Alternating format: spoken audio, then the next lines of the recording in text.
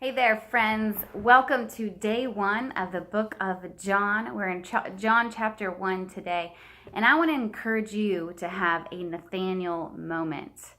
A Nathanael moment. We meet Nathanael today in John chapter 1 under a fig tree.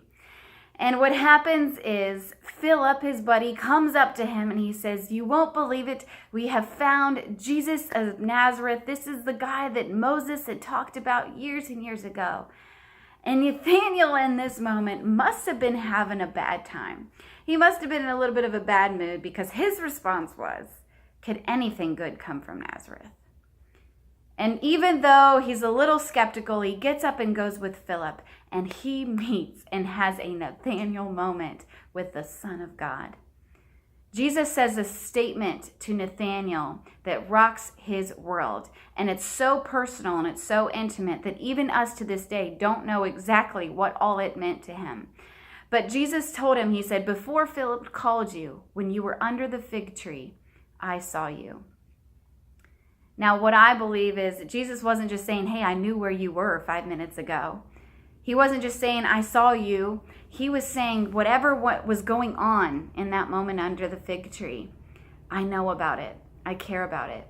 I happen to believe that Nathanael was having one of those moments where he was having a rough time, or maybe his circumstances were looking bad, or maybe he was doubting God, or maybe people had betrayed him. Maybe he was having one of those moments where he looked up and he said, "God, if you're real, then show up to me."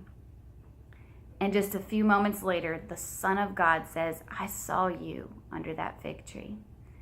And Nathanael speaks and he says, "You are the Son of God. You're the King of Israel." He had a Nathanael moment with Jesus. And here's the truth, people.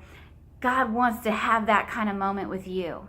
He wants to show you that he sees you when you're all alone, that he knows what you're going through, that he cares about you. He wants to have that moment where he shows up and gives you the miracle that you didn't tell anybody else that you needed.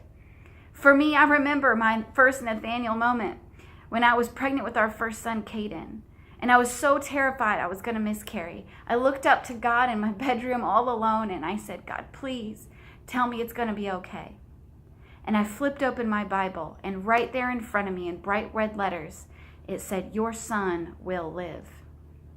How powerful is that?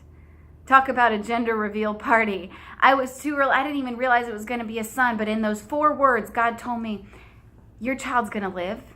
It's going to be a son, and I'm here with you. I heard your prayer, and I care." I encourage you today to get your Nathanael moment. Get alone with God. Open up the Bible. Get into John chapter 1 and have that intimate moment where God shows up and tells you, "I'm here and I care." Have a great day. God bless.